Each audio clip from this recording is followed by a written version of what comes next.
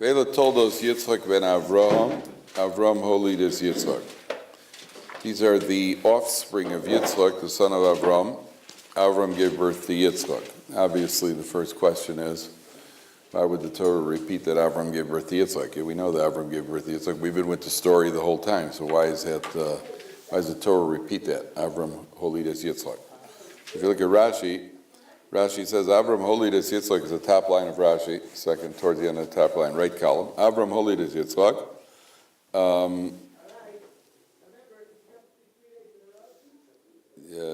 It's a long Rashi. It's the third line of Rashi. Al Yedei Shekasuv HaKasuv Yitzchak ben Avram.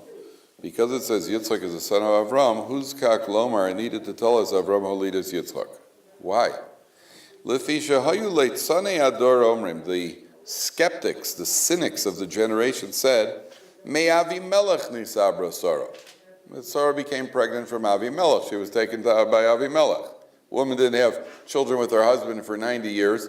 All of a sudden, she's alone with the Plishti king. And the next thing you know, she's pregnant. I mean, what would you say? Okay. She was with Avram for all those years. So what did HaKadosh Baruch Hu do to refute the skeptics? Tsar cluster panav shel Yitzchak dom el Avram. He made Yitzchak look just like Avram. Veheidu akol. Everybody said Avram Holy is Yitzchak. Oh yeah, it's definitely that Avram's the father. V'zeu shekasav kad Yitzchak ben Avram hayesh harei edus yesh Avram Holy is Yitzchak. That's why it says here. In other words, like this. They'll say Yitzchak's born, and everybody's like, okay, well, oh yeah, miracles, sure, miracles. Yeah, there's one miracle. It's a miracle named Avimelech. That's the only miracle we got here. 90 years she's with the man. I'll get to you one second. 90 years she's with the man and no children, and all of a sudden now she's got a child. Yeah, I'll bet. Yeah. Oh, it's a miracle. Oh, a miracle was it? Okay. So the question becomes, why would the skeptics? First of all, the skepticism is a little bit. It's a funny skepticism because there's one opinion that the incident with Avimelech took place on Pesach, and Yitzchak was born on Pesach. So at least according to one opinion, it was 12 months, which is an awful long pregnancy. Right, so that's pretty skeptical. Question number one. Question number two, according to the original source that Rashi quotes, which is the Medrash, it says the skeptics were saying, the cynics were saying, well, she either became pregnant from Avimelech or from Paro. That's what the original source. Rashi quotes the Medrash, and then Medrash if you look at the Medrash in the original source, it says she became pregnant from either Avimelech or Paro. Now, Paro was 25 years earlier. That's one long pregnancy, right? From Paro, that'd be a long pregnancy. So 25 years. I mean, 9 months is long enough, gentlemen. You'll see when your wife is pregnant, Be'ezras Hashem. You'll see it's long for her. It's longer for you. I guarantee you. So that's in 12 months. 12 months is already a long one. 25 years. 25 years pregnant. I got news for you. The Jiffy Pop pops by that. It doesn't work. So the skeptics always say, well, it's from Avimelech. Number one, what do they gain from that? Okay, so what's your problem? Why can't you just accept the miracle? Why do you have, in other words, you're be a skeptic and you're going to say, well, come on, it didn't really happen. What's your interest in trying to deny it, number one? Number two, what are you're telling us that you couldn't get, I don't understand. Avram has a child. So Avram could clearly father children. So it's sorrow's the problem. So what's the difference to you if she got pregnant from Avimelech or she got pregnant from Avram Avinu? Either way, for her it's a miracle, so you didn't gain anything. You're saying, come on, what kind of miracle? She was living with Avram, Yeah, but 1 second, she's the one who's the problem here. So either way, you're going to end up with a problem. What do they have to gain over here by being skeptical? That's what the commentaries ask. So the answer is that first of all, you see there's a certain there's something called leitzanos. Leitzanos is where you take serious things. You trivialize serious things. And you see, when a person wants to be a skeptic, a person wants to be a cynic, he can be unreasonable. But what's underlying it? So the commentaries explain, you see, they have a vested interest here. There's a vested interest in trying to deny that Yitzchak comes from Avram Avinu. You know what it is? It's the thing that we have till this day that obligates us. It's what we call shalsheles hadoros. The Mesorah, the tradition of the Jewish people. Avram, Yitzchak, Yaakov, we go all the way down, blind. If I could figure out a way to show you that line is not accurate, so then nothing's accurate. Ultimately, the goal is what? Ultimately, the goal is to absolve myself and free myself of any obligations. Why do I have to put on tefillin? And why can't I wear shatnez? Because you have a tradition. It's gone from generation to generation. Yeah, but if I could show you in some way that it hasn't, that there's been a break in the line somehow, so then I don't have to put on tefillin. All right, so you're telling me, well, Avram's the father of Yitzchak. Forget that. You messed up over there already. So who says anything else you're telling me is accurate? And that absolves me from this nonsense of there being a God who's giving you obligations. So comes along the Torah, it says, Avram Holy does Yitzchak. Sorry, Yitzchak looks like he's a spitting image. Right? We know it was Sarah as the mother. So now there's only one possibility. And all of a sudden you see a Yitzchak comes along. He looks exactly like Avram Avinu. So then even the skeptics, it lays their skepticism to rest. Right? And as much as they do a backward somersault to try to be skeptical about it, or to try to be cynical about it, but it's laid to rest by the fact that Yitzchak looks exactly like Avram Avinu. Okay. Vayehi Yitzchak ben 40 shana v'kachtas Rivka bas Besuel Arami mi Padan Aram, achos lovan Arami lo leisha. So Yitzchak is 40 years old when he takes Rivka, and the Torah again emphasizes she's a daughter of Besuel. She's from Padan Aram, and she's the sister of Lavan, and he takes her as a wife. Now, we know all that from the previous Parshat. Why would the Torah be emphasizing that right now? So there are 2 points here. Number one, there's an expression, Kishoshana bein hachochim, a rose between the thorns. Rivka is a rose between the thorns, right? She's got a no good father, Besuel. Besuel was the king of Aram Naharaim. The Medrash says every girl who got married had to live with Besuel first, right? And that's why his name is called Besuel. Besuel is related to the Hebrew word Besula, which is a virgin. So that was his hobby, right? And he was a no-goodnik. Aram Naharaim, the Medrash says the people were a bunch of gluttons. All they did was party all day, right? So they were, could be any American university, and they were there. She had a brother named Lavan who was a rat, right? So where did you get one? Shoshana bein hachochim, like a rose among the thorns. Our father's no good. Her people are no good. Her brother's no good. And you pull this gem out of Aram Naharaim. Number one. Number two, the Torah is answering another question. Do you know that we've mentioned there's a statement? Maybe Gabriel can open the door so we just keep the air here. Otherwise, we'll. There's a statement which we've mentioned in the past. Most sons, rov banim, most sons take after the mother's brothers.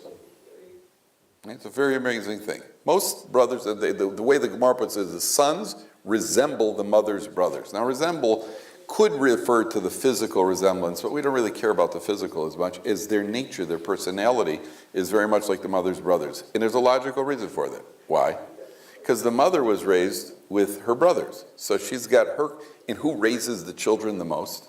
Who is the biggest influence on the children in the home? The mother much more than the father. Right? The mother has much more of an influence. So what she knows and her behavior is very much shaped by her brothers. And therefore, her sons are going to be very much in personality. What's that? No, Rivka. Rivka has a brother, Lavan. So the Torah is answering the question, where do you get an Esav? An Esav's a womanizer. He's a glutton. He's a cheat. Where do you get such a thing? Well, look at Rivka. Rivka's the mother. She has a father who's a womanizer. She comes from people who are a bunch of gluttons. She has a brother who's a sneak and a cheat. So if you're wondering where Esav comes from, where did he get an Esav? Yitzchak and Rivka should get an Esav? The answer is, yeah. The marvel over here is that they had a Yaakov, not that they had an Esav. Because that's where the mother comes from.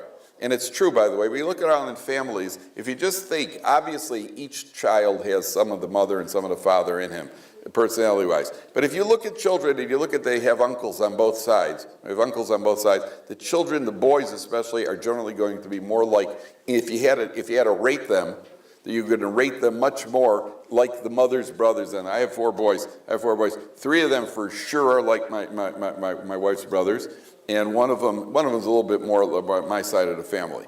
But they're all good looking like me. But they're when it comes to their behavior, their general personality, much more like my wife's side of the family than like mine. That's clear. So, and you look around in other families, you'll see that very often. So the Torah is telling you, sure, you're wondering, how did these tzaddikim end up with an Asa? Well, she got a brother like Lavan. What's the surprise over here? No surprise. And Rabbi Moshe Feinstein says this teaches you that even if you have parents who are tzaddikim, even parents at tzaddik like Yitzchak, a mother like Rivka, you can still end up with an Esav. And that a parent has to know that your obligation to supervise your children and train your children is, even if you're a big tzaddik, you can never neglect. You always be on the watch out for your children's chiduch, how to train your children. How to do it is something else, because sometimes the best way to do it is by not doing anything. Right? Sometimes people, just because something, if you're in training your child, sometimes you gotta pull back a little bit, right? But it has to be a thought out pulling back. In other words, not just neglect. Sometimes a person has to know, now I've pushed the kid, now is not the time to push. Now is the time to, as a way of training the child, I have to pull back now. Because if you sit on the kid, you push too hard, that also could have a boomerang effect. So you have to know, but you have to think about it. There has to be an approach where you're thinking about exactly what you're going to do. Because if you just do it without thinking about it, then you can actually push too hard. Right? And that also has to be very, very carefully monitored. Now, the Torah then says like this. I want you to pay attention to this pasuk very carefully, because there are several problems here. Torah says like this. Number one, Vayetar Yitzchak la Hashem lenochach ishto. Yitzchak davens to Hashem on behalf of his wife. According to some, it's true to say opposite his wife. They were both standing in opposite corners. But let's translate it. He davened to Hashem on behalf of his wife. The word Vayetar, pasuk chaf aleph, 4 lines from the top. Vayetar comes from the word atar. Atar is a shovel. Atar is a shovel. That means when he davened, he was really digging in his tefillah. Vayetar, he's digging in. He's digging in for davening. He's really putting himself into it. Vayetar Yitzchak Hashem lenochach ishto ki akare, because she's barren. Vayeyaser lo Hashem, Hashem responds to him, vatahar Rivka ishto, and Rivka becomes pregnant. This is after 20 years of marriage. So he married her when she was 3. Not ready for children until she's 13. So 10 years they didn't have children. They started davening. Now they have a child. She gets pregnant. So question number 1 over here is, look at the structure. Does anything bother you about this first part of the structure of the pasuk? Look at those pasuk. Vayetar Yitzchak Hashem enochach ishto ki akar. Yitzchak davened because his wife was barren. Anything bother you about that? Anything bother you about that structure? Yitzchak davened to Hashem because his wife was barren. Nothing bothered you. If you were writing the story, how would you write it? She was barren for 10 years already. Yeah. How would you? Why is he only praying now? Okay, so you wait, okay, probably davened all along, but now he really, okay, let's say. Okay, but in the structure, not in the concept, in the structure of the pasuk, something bothering you. Maybe she was barren, so he prayed? Yes, of course. Of course. How would you write that? It's like that once upon a time there was a man, it's like he prayed. Why did he pray? Because his wife was barren. I would have written it differently. Once upon a time there was a woman named Rivka who was barren, and therefore her husband Yitzchak prayed. Right? Structurally. It structurally doesn't seem to make sense. Question number 1. Question number 2, take a look at Rashi, because at the end of the pasuk it says, Vayeyaser lo Hashem, Hashem responded to him, Vatah Rivka ishto. Now take a look at the end of at Rashi. It's on the left column of Rashi, 5 lines from the top. Left column of Rashi, 5 lines up. Look at it inside. If you find it, please show the person next to you. Vayetar lo, Hashem responded to him. Says Rashi, lo v'lo lo. He responded to him and not her. They were both davening, and Hashem accepted his prayers and not hers. Why? She'ein domet tfilas tzadik ben Rasha l'tfilas tzadik ben tzadik. Because you can't compare the prayer of a tzadik, the son of a Rasha, to the tzaddik, the son of a tzaddik. L'fichach lo v'lo lo, therefore him and not her. Yitzchak is a tzaddik, the son of a tzaddik.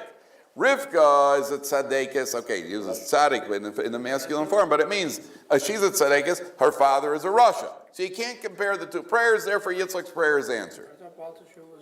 Oh, very good, very good. 1 second over here. Who would you say is on a higher level? He said, Balei Tshuva, the Gemara says, Balei Tshuva, where Balei Tshuva stand, even righteous tzaddikim can't stand. Not that they can't stand them, that they can't stand, we're in the place of Balei Tshuva. All right? Honestly, who do you think should get more credit here? Yitzchak's got parents like Sarah and Avram, and Rivka's got a bunch of crumbs, and she's davening, and he's davening. Who's doing something better over here? Doesn't make, I can make as much of an argument for her as for him. Right? So why does it yet? Gemara Rashi is quoting, I said, can't compare her tefillah to his. He's a tzaddik ben tzaddik, she's a tzaddik ben Rasha. Okay, so I have two questions here. All right, let's deal with both of them. Question number one is, why does it say Yitzchak davened? Rivka was barren. So I say Rivka should say Rivka was barren, and therefore Yitzchak davened. So the Gemara says, you see, HaKadosh Baruch Hu, God desires the prayers of the righteous. The Gemara says, why was it coincidentally Sarah Imenu couldn't have children, Rivka couldn't have children, Rachel couldn't have children, and theoretically Leah wasn't supposed to have children either. Leah wasn't supposed to have children. Yaakov's wife Leah, the only reason she had children right away is because there were rumors that, well, Yaakov's going to marry Rachel and Leah's going to end up marrying Esav. Rachel's going to marry the best guy in Lakewood, and Leah's going to marry the top guy in the FBI's 10 most wanted list. Right? Oh, she wasn't thrilled about that, so she cried. Right? That's why Leah's eyes were soft. We'll see later on. But it doesn't mean she cried. She was little Sally Saucer sitting in the corner crying away. That wasn't why Leah was crying. Leah was crying in prayer. Oh, you cried in prayer already? So you don't need to cry in prayer for children. Leah had children right away. She was supposed to be barren, but because she cried it. Okay? Now, so Gemara says, why were they all barren? Says the Gemara, because God desires the prayer of the righteous. What does that mean? He withheld children. Why? If I withheld children, you'll daven. Oh, great. Who wants to be righteous? You know, why be righteous if that's what's going to happen? So what does it mean that God desires, what's going on here? God desires the prayer of the righteous, therefore you're punished. You don't withhold children. What does it mean? So I want to explain to you, you've heard of the Navy SEALs? Everybody's heard of Navy SEAls now because they took out, what's his name? Bin Laden. No, SAS sounds better. What's that? SAS, British Special Forces. British Special Forces. Yeah, I do it. SAS SEALs is not something I really admired. They're just kind of, whatever it is, they're called the Navy SEALs. And it's not the British SAS who took out Bin Laden. So it was the Navy SEAls. Took out, right, they killed him. He was a funny guy. He wore a tichel and he had a beard. A funny combination. So they took out Bin Laden, right? Now, I'd read up about the Navy SEALs when I was younger because it was a possible career option for me, the Navy SEAls. The problem was that I'm a coward, and so that was quickly taken off the list. But I was very enchanted by the Navy SEAls. Now, when the Navy SEAls, I read up on them a little bit. They could sometimes start with a group of 500 guys. These are guys who are already crack Marines, and they go into special training to become the Navy SEAls. They could start with a group of 500 guys, and not one of them will qualify. Out of 500, we're talking about top Marines already. Okay? Now, part of their training is beyond difficult. Now, just imagine the following. Okay, I'm going to give you an example. If I exaggerate, it could be I'm under-exaggerating. Okay, let's start from 500 guys go into the program. The first week is called sleep deprivation week. They get to go 45 minutes of sleep a night for an entire week. Okay? By the third, fourth night, guys are going crazy out of their mind. 200 guys drop out of the program. You're out of the program, they put them in a room, give them a meal, you have a bed, go to sleep, you're out of the program. 300 guys made it through, we take you to the second week, which is submersion on and off in ice water for about 14 hours a day. Right? By the third or fourth day of the week, another 200 guys drop out of the program. You're left with 100 guys. You guys go into a warm room, a meal, a bed, you're out of the program. Got 100 guys left. The last week is being dangled upside down by one leg from a tree for about 16 hours on and off for a course of the day, right? By the middle of the week, another 90 guys drop out of the program. 10 guys make it through, you become the Navy. These 10 guys, 90 guys into a room, a bed, a right side up bed, with a meal, you're out of the program. 10 guys make it through, you're the Navy SEALs, okay? Guy looking from the outside, imagine somebody from the outside is watching this.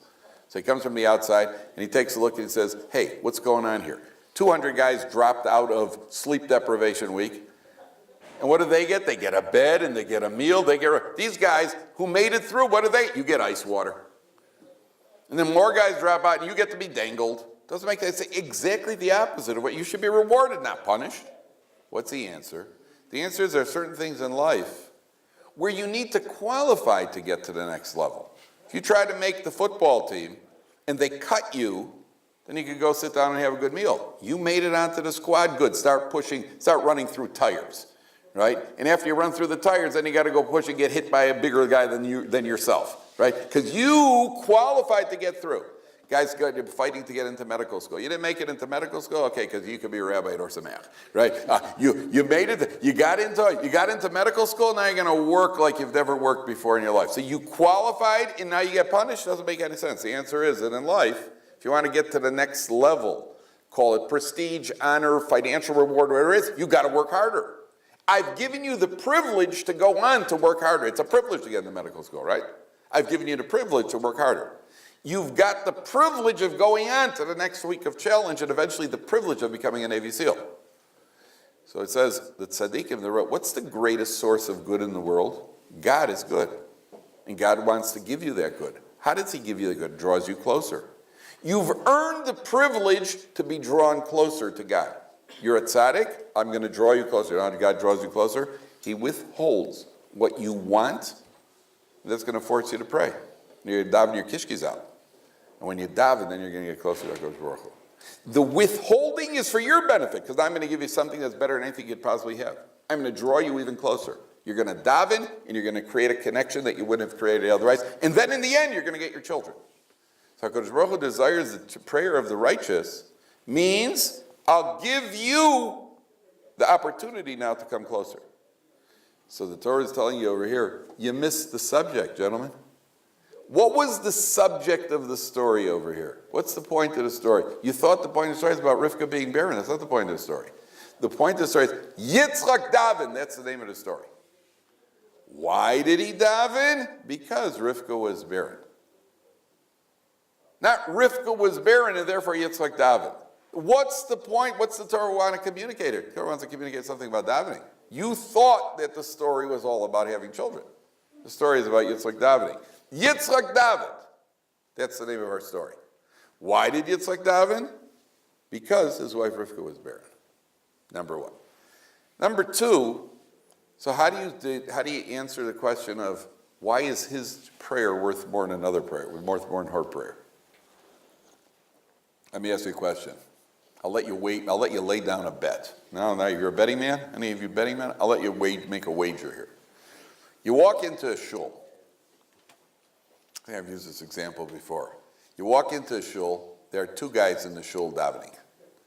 There's one guy who takes out his tefillin, and as he winds his tefillin, he's winding his tefillin, he kind of puts on his head tefillin, and he opens up his siddur, and as he opens up, Baruch Shamar,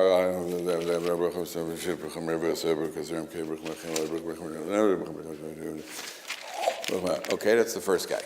The second guy walks in there, he takes out his tefillin. Baruch Shamar v'hayolam. Then I tell you, one of the guys is an FFB, the frum from birth, and one of them is a Baal Tshuva. Would you like to make a bet which one is which? Right? You're a betting man. Who would you bet on? Right? The first guy is the Baal Tshuva. The guy who's yawning is the Baal Tshuva, or the guy who's in love with his tefillin is the Baal Tshuva. What would you say? Yeah, we all know the answer. The FFB is the guy who's yawning. I always know when guys come into the yeshiva, they're not yet religious. You know, I know when they made it. As soon as they come to shir and fall asleep in shir the first time. Okay, this guy's from. There he is. And then when they make the first ethnic joke, then he's really from. You know, then I know, yeah, he's made it all the way. Right? You know, there we go. So guy, he's the Baal Tshuva and he's the FFB. Why?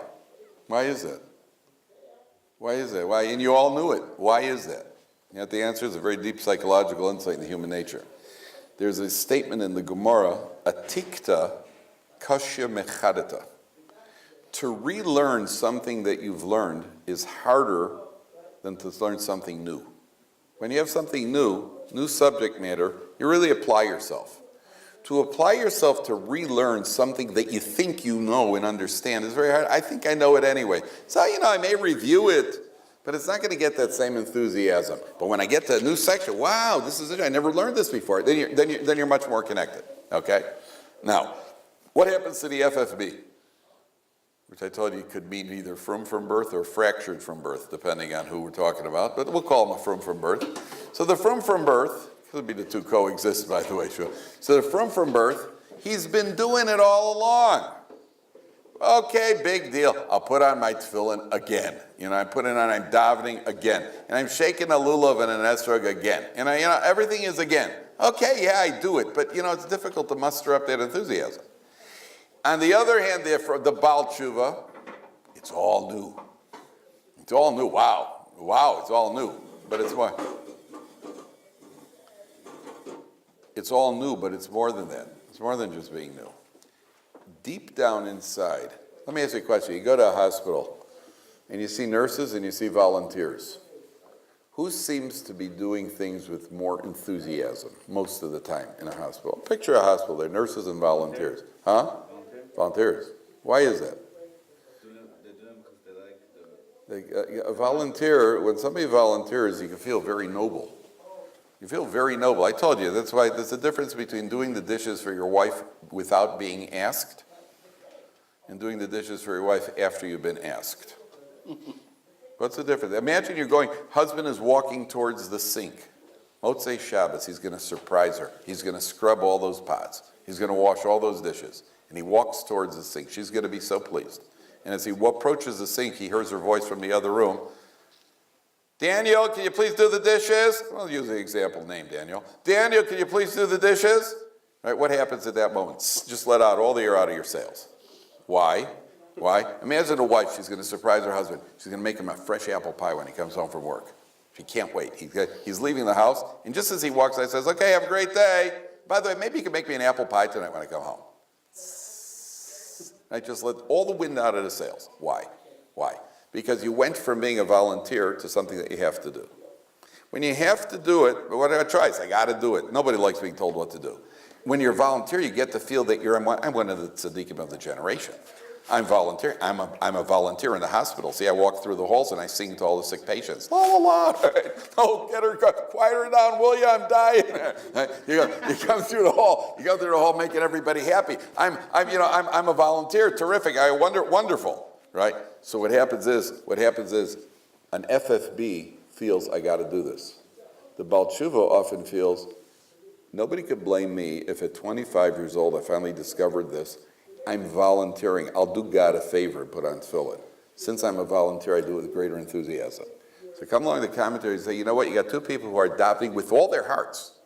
Now who's on a higher level? The FFB or the Balas Tshuva like Rivka Imenu? Who's on a higher level? That means if you're already both doing it with tremendous, who's got to work harder to get to that level of enthusiasm? Ironically, it's the FFB. It's Yitzchak, the tzaddik ben tzaddik. He was raised with the whole thing. He's the first FFB in history. He's a tzaddik ben tzaddik. And this FFB is davening as hard as Rivka's. I want to tell you something. Remember the Russian jury when they were in Russia? I want to ask you a question. You walk into a shul somewhere in 5 towns in America, anywhere in America or in England. You walk into a shul. Do you think you might hear some talking during davening in many shuls? Unfortunately, yeah. People might be chit-chatting and davening. You walk into a cellar in the Soviet Union where 12 guys are hiding and davening under the noses of the communists in a cellar somewhere where there's some clandestine minyan. How much talking do you think there's going to be in davening over there? Very little. I'm not, I'll go to Siberia for prayer. I'm not going to Siberia to discuss the stock market or the Russian soccer league with you. That I'm not going to do. To go to Siberia because for the mitzvah, that I'm willing to. I'm not going to go, if I'm already going to hide from, I'm not going to sit there in a cellar in Russia. By the way, did the market up or down today? That I'm not going to do. There's no market in Russia.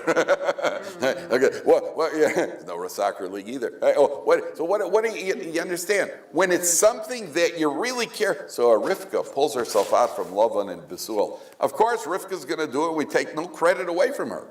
But if you get a Yitzchak on the other end, and Yitzchak could apply himself to that degree, at that point, he's actually surpassed her. Because it took more for him to do that than it does for her. That's the irony of it. Isn't that an interesting irony? I heard a story. This guy walks into a shul. The rabbi's there, and the chazan is there, and the gabbai, and the guy calls people up to the Torah, and the shamish. The shamish is the guy who cleans up the shul. So the 4 of them are in the shul. Also, these guys walk in with guns. They say, okay, we're going to kill the whole bunch of you. So you have to make one last wish. What will it be? So the rabbi says, well, listen, I got one last wish. I'd like to make my last half-hour speech. He goes, all right, we'll let you make your speech. Sure, it's a chazan, what do you want? I said, I'd just like to sing for a half hour, the Yom Kippur service. Give me a half hour singing Yom Kippur service, then I'm ready to die. He says, okay, Gabbai, what do you want? And he says, please kill me before the two of them start. Do me a favor. Then he goes to the shaman. He says to the shaman, what do you want? He says, I want strawberries and cream. He says, strawberries? Strawberries aren't even in season now. He says, listen, I'm not in a hurry. You know, we can wait till the... I thought it was funny. In any event, I just heard it yesterday.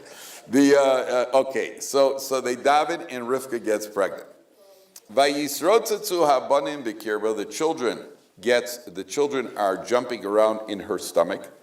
Vatomer, she says, Im kein lama ze anochi, if this is how much pain of childbirth, what did I want it for? Vatelech lidrosh es Hashem, she goes to consult with those who know what God's plans are. According to some, she goes to the base medrash of Shem ve'ever. According to some, she goes to Avram Avinu. So Rashi says she goes to Shem ve'ever. And what Rivka's wondering about is, I understand this is an awful lot of pain for one baby in my stomach. What's going on here? She doesn't understand why she should be in so much pain. Vayomer Hashem la, Hashem says to her, in other words, through the prophet, God says, Shnei goyim bevitech, you have two nations in your stomach. Ushneilu umi mimeayich yiparedu, you're going to have two nations from the stomach, they're going to go their separate ways. Ulaom milom yemotz v'rav yavod sayer, each one is going to be different. How does he translate? One regime, the might shall pass from one regime to the other, and the elder shall serve the younger. Okay? The bottom line in this pasuk, there's a lot of commentary here. The bottom line in the pasuk is that she understands that there's an anomaly. She didn't understand why she's going through so much pain, so she's concerned. And the consolation for her is you got twins. You got twins, so then things are a lot different. Then you can start to understand they're jumping around and there's pain. And there are all sorts of midrashim about what was going on in the womb over there. Okay, top page 126. Vayimlu yamel olades. It's time for her to give birth. She's got twins. Vayetze arishon admoni. He comes out red. Kulo ke aderes se'ar. How does he change? A hairy mantle. He comes out like a hairy mantle. I always thought of it as like Mickey Mantle's father, Harry, right? He comes out like a hairy mantle, right? Vayikru shemo Esav. Everybody called him Esav. V'acharechen yatsa achiv. His brother comes out. V'yado chezes ba'akev Esav, holding on to his heel. Vayikru shemo Yaakov. Yaakov is from the lashon of heel. V'yitzchak ben shishim shavles. Yitzchak is 6 years old. So what's going on over here is like this. So he gives birth. The first one comes out red. Right? Red always is a symbol of both sin and passion, which is probably why it's a symbol of sin. Red is a color that causes you to be attracted to something external. What do they call him? He's all hairy. So what do they call him? They call him Esav. What does the word Esav come from? What Hebrew word is the word Esav related to? Anybody know? What's the Hebrew word? What Hebrew word is Esav related to? Esav. Oseh. What's oseh? To do. Esav, asui, he's done. He's done. Esav, he's done. He's got, as the Medrash says, the hair on his palms. Right? So he's got hair everywhere. Right? That's why Yitzchak says later, Hayadayim Yedei Esav, the hands are the hands of Esav. This is a man who's got hair everywhere. Right? He's completely covered with hair. And so he's called Esav. Esav is done. What does that mean? Do we care about the kid, how hairy the kid is? All babies come out a little bit hairy, and they lose it. People are always wondering a berry, where's the hair? So the baby comes out, looks like a gorilla. He's all covered, then within a couple of weeks, it starts falling off. But they call him Esav. Esav means he's done. What does that mean, gentlemen? What does that mean, he's done? That means that's the Esav approach to life. It's much more than just we care about what he looks like. Esav means he's done. A person who's done means I don't have to work on myself anymore. That's the ultimate enemy of a person who wants to grow. A person who feels our job is to grow. Our job as people is to grow. We're not completed. We have to grow. We have to change. We have to always improve. If you're 50, you have to improve. If you're 60, you have to improve. If you're 90, you have to improve. No matter how old you are, you could always get better. What's the name of the famous, there's a famous violinist. Famous violinist who was about 95 years old, and somebody walked in. The world-class violinist. And somebody walked in. I forgot his name. Somebody walks in. He's 95 years old, and he's sitting there playing in his house. I said, "What are you doing?" He said, "I'm practicing." Well, you're 95 years old. I said, "Yeah, always get better. You always get better." Right? You practice. Who said you're done? Who said what? I'm perfect. I'm perfect. I told you there's a guy who's, what do you call it? Guys, there's a college, guys are waiting in line to sign up for some classes. There's an old man standing in line with them. So one of the kids looks at her, I says, sir, what are you doing here? He says, well, I never went to college, I want to get a degree.